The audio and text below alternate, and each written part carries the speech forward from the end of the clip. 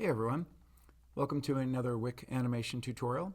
In this one, we're going to go ahead and use the Tween frame feature inside Wick to animate some images around on the screen, overlapping, changing their location, their scale, and their rotation and opacity over time.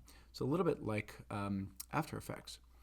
So I'm going to go ahead and get started by coming up here to where it says My Project, and I'll just go ahead and call this Tween Demo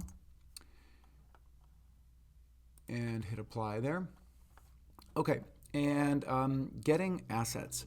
So you're going to most likely go ahead and do an image search. When you're doing an image search, here I'm looking for a silhouette of a leaf. One thing I suggest is you want something with a transparent background. So up here now, Google does this where you'll see a tag here that says transparent. So you can go ahead and you can click that, and that will really help quite a bit.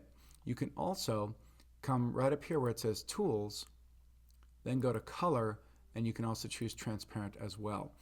So those two options there will help guarantee that you'll find one. So I'm going to go ahead and click on this one here. So what you're looking for is you're looking for this checkerboard pattern here. That means to a computer that it is a transparent background. Now, you won't truly know if it's going to work until you download it. There are some times I've been fooled, and it's really been a JPEG image, and so it's not truly transparent.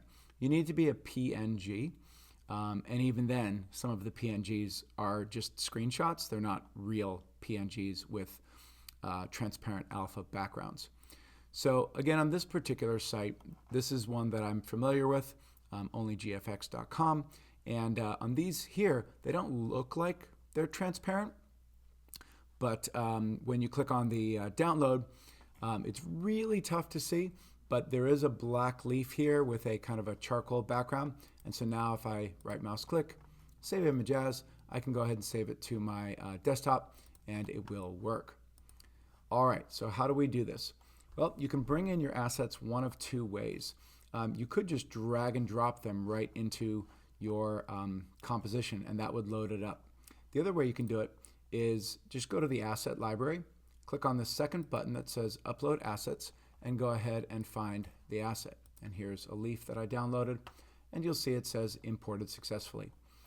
I'm going to go ahead and bring in one or two more. I'm going to bring in a newspaper clipping, and I'll bring in a watercolor splat. So ideally, you want all of your assets to be on their own separate layers. That way, they're individual. So I'm just going to click on a layer, and I'll go ahead and I'll name it Leaf.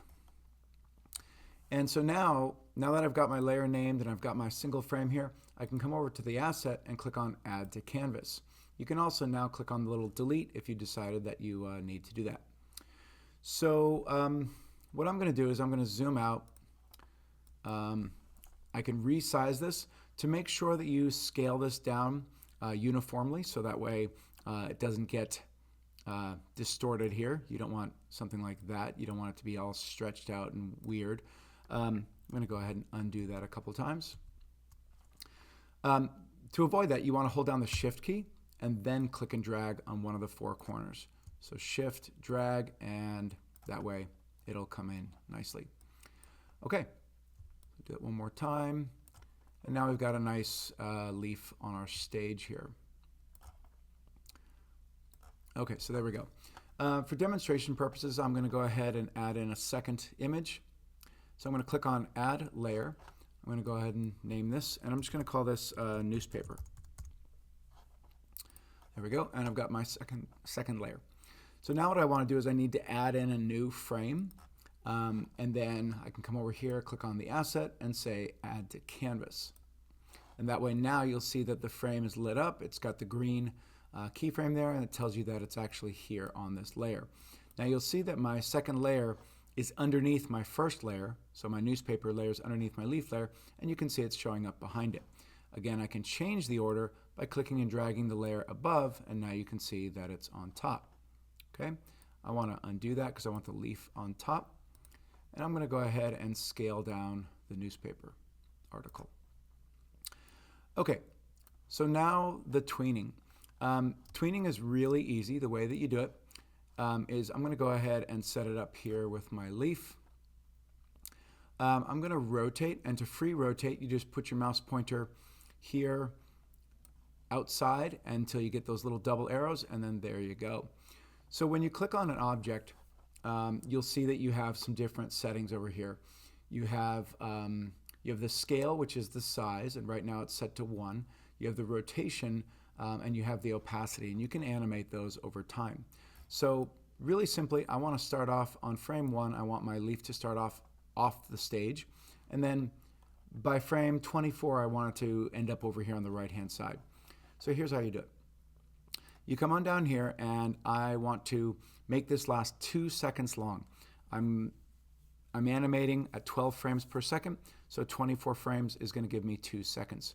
So I'm going to click and I'm going to drag, and I'm going to extend the duration of that frame to 2 seconds. Okay? So you got to do that first. Next, on frame 1, you want to click this icon here above the layer that says Add Tween, and you'll notice that it's changed color from green to black. That's telling you that it's a tween. You'll also see a dashed line. Now what I want to do is I want to go drag the playhead to frame 24, and I'm going to go ahead and move the leaf over here where I want it to end. That's it. Now you'll see that the dashed line has become a solid line with an arrow, and if I drag backwards, you'll see that it's actually animating.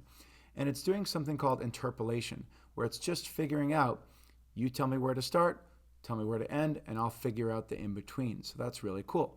Now what I can do here is I can go somewhere in the middle, I can add a new tween, and then I can go ahead and make a change. So maybe I want it to dip down here a little bit, maybe I want it to rotate a little bit, and that's it. And it's going to go ahead and it's going to memorize that. So now I got it going down here, and then it'll come back up here. Again, you can change the scale. So for instance, maybe I want it to start getting a little smaller here. So I'll add in a new tween. I'll select the object. I want to hold down the Shift key, have it get a little smaller, maybe rotate a little more. Now it's going upwards.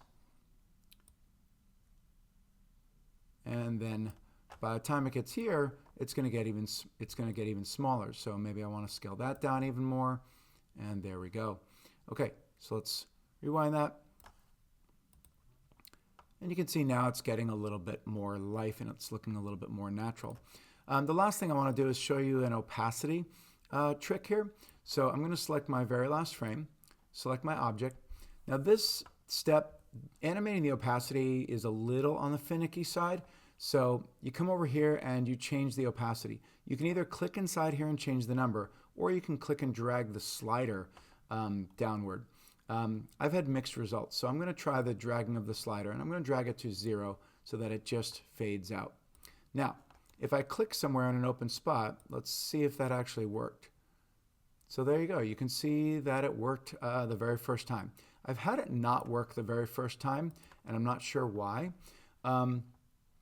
My fix for that is to change the opacity and then click on the object one more time just to make sure the opacity changed. So that's kind of how I deal with that. But a lot of times it works just fine. Okay, so now I'm going to go ahead and I'm going to animate the newspaper. So I'm going to move the newspaper clipping off stage. I'm going to change the duration of the frame to 24 frames. And then I'm going to change this very first keyframe, frame 1, to a tween. And now it changes to black. I'll go ahead and go to the very last frame, move my newspaper up. So it's just going to go sliding up. And that's it. Now I've got a nice kind of overlapping, and they're just very slightly overlapping. So maybe on the first frame, I'll move the leaf in a little bit more, and now they're overlapping a little bit more. So it's really cool, these tweens, because they're in record mode. They're recording each time you make a change, as long as you're on one of the tween frames. So now I can press play, and there we go. And of course, I can add in more layers of leaves, and I can have a whole group of leaves, and you can do a lot with this. Keep in mind that you could still add in a layer, and you could do hand-drawn animation with this object animation and tweens and do some really cool mixed media kind of stuff. So it's a very cool feature in Wick, and it's incredible that this app software can do this. All right, I hope this helps you out and gives you some ideas. Thank you for stopping by. I will see you next time.